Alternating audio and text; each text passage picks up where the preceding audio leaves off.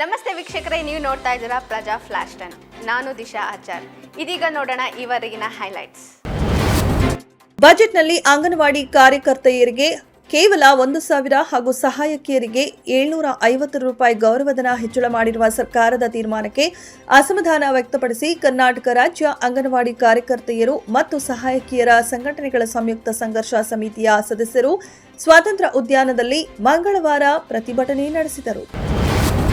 ವರ್ಗಾವಣೆ, ಬಡ್ತಿ, ಪದನಾಮ ಬದಲಾವಣೆ ಸೇರಿದಂತೆ ಎಲ್ಲಕ್ಕೂ ಲಂಚ ಬೇಡಿಕೆ ಇಡಲಾಗುತ್ತಿದೆ ಎಂದು ಆರೋಪಿಸಿದ ಮೈಸೂರಿನ ಕರ್ನಾಟಕ ರಾಜ್ಯ ಮುಕ್ತ ವಿಶ್ವವಿದ್ಯಾಲಯದ ಸಿಬ್ಬಂದಿ ಕುಲಸಚಿವರ ಕಚೇರಿ ಬಾಗಿಲಿಗೆ ನೋಟಿನ ತೋರಣ ಕಟ್ಟಿ ಮಂಗಳವಾರ ಪ್ರತಿಭಟನೆ ನಡೆಸಿದರು. ಬೆಂಗಳೂರು ಉಪನಗರ ರೈಲು ಯೋಜನೆ ಕಾಮಗಾರಿಯ ವಿಳಂಬಕ್ಕೆ ರಾಜ್ಯ ಸರ್ಕಾರಕ್ಕೆ ದೂಷಿಸಿರುವ ಕೇಂದ್ರ ರೈಲ್ವೆ ಸಚಿವ ಅಶ್ವಿನಿ ವೈಷ್ಣವ್, ರಾಜ್ಯ ಸರ್ಕಾರದಿಂದ ಭೂಮಿ ಹಸ್ತಾಂತರ ವಿಳಂಬವಾಗಿದೆ, ಜೊತೆಗೆ ರೈಡ್ಗೆ ಪೂರ್ಣಾವಧಿ ವ್ಯವಸ್ಥಾಪಕ ನಿರ್ದೇಶಕರನ್ನು ನೇಮಿಸಿಲ್ಲ ಎಂದು ಕಿಡಿಕಾರಿದರು. ಕುಮಾರಸ್ವಾಮಿ ಒತ್ತುವರಿ ಮಾಡಿಕೊಂಡಿಲ್ಲ ಅಂದ್ರೆ ಮಾಡಿಕೊಂಡಿಲ್ಲ, ಜಮೀನು ಕದ್ದಿಲ್ಲ ಅಂದ್ರೆ ಕದ್ದಿಲ್ಲ, ಎಲ್ಲಕ್ಕೂ ಅಳತೆ ದಾಖಲೆ ಇರುತ್ತದೆ ಅಲ್ವೇ? ಇದಕ್ಕೂ ಸಿದ್ದರಾಮಯ್ಯ ಹಾಗೂ ಶಿವಕುಮಾರ್ಗೂ ಏನ್ ಸಂಬಂಧ?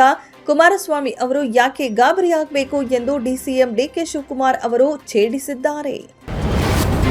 ಆಲಮಟ್ಟಿ ಜಲಾಶಯದ ಎತ್ತರ ಹೆಚ್ಚಳ ಮಾಡಲು ಕರ್ನಾಟಕಕ್ಕೆ ಅವಕಾಶ ಮಾಡಿಕೊಡಲು ಕೇಂದ್ರ ಸರ್ಕಾರ ಮಧ್ಯಪ್ರವೇಶ ಮಾಡಿ ಸುಪ್ರೀಂ ಕೋರ್ಟ್ಗೆ ಅಂತಾರಾಜ್ಯ ಜಲ ವಿವಾದದ ಕಾನೂನಿನ ಬಗ್ಗೆ ಸ್ಪಷ್ಟವಾಗಿ ತಿಳಿಸಿ ಕೃಷ್ಣಾ ಮೇಲ್ದಂಡೆ ಯೋಜನೆ ಜಾರಿಗೆ ಅವಕಾಶ ಕಲ್ಪಿಸಿಕೊಡಬೇಕು ಎಂದು ಮಾಜಿ ಮುಖ್ಯಮಂತ್ರಿ ಹಾಗೂ ಸಂಸದ ಬಸವರಾಜ ಬೊಮ್ಮಾಯಿ ಆಗ್ರಹಿಸಿದ್ದಾರೆ.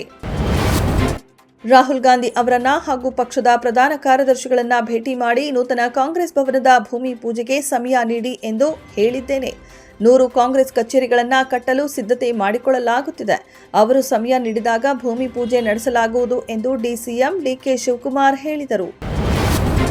ಔರಂಗಜೇಬ್ ಸಮಾಧಿಯನ್ನ ತೆರವುಗೊಳಿಸುವ ಬೇಡಿಕೆ ಹೆಚ್ಚುತ್ತಿರುವ ನಡುವೆ ಬುಧವಾರ ಬಿಜೆಪಿಯನ್ನ ತರಾಟೆಗೆ ತೆಗೆದುಕೊಂಡಿರುವ ಪ್ರತಿಪಕ್ಷ ಶಿವಸೇನೆ ಆಡಳಿತಾರೂಢ ಪಕ್ಷ ಛತ್ರಪತಿ ಶಿವಾಜಿ ಮಹಾರಾಜರಿಗಿಂತ ಮೊಘಲ್ ದೊರೆ ಔರಂಗಜೇಬ್ಗೆ ಹೆಚ್ಚು ಪ್ರಾಮುಖ್ಯತೆ ನೀಡುತ್ತಿದೆ ಎಂದಿದೆ.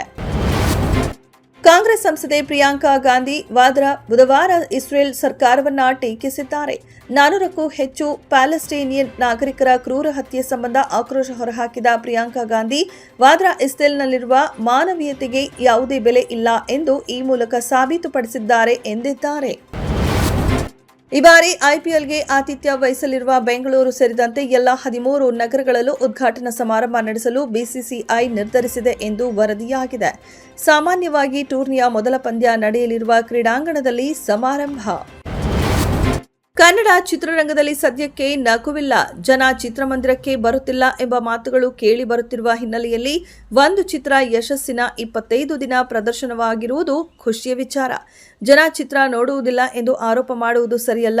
ಸಿನಿಮಾ ಚೆನ್ನಾಗಿದ್ದರೆ ಜನ ಬರ್ತಾರೆ ಅಷ್ಟೇ, ಅದಕ್ಕೆ ಬೇರೆ ಕಾರಣಗಳೇ ಇಲ್ಲ ಎಂದು ಕ್ರೇಜಿ ಸ್ಟಾರ್ ರವಿಚಂದ್ರನ್ ಅವರು ಹೇಳಿದ್ದಾರೆ. ಇದಾಗಿತ್ತು ಇವರೆಗಿನ ಹೈಲೈಟ್ಸ್. ಮತ್ತಷ್ಟು ಅಪ್ಡೇಟ್ಸ್ಗಾಗಿ ನೋಡ್ತಾ ಇರಿ ಪ್ರಜಾಧ್ವನಿ ಟಿವಿ.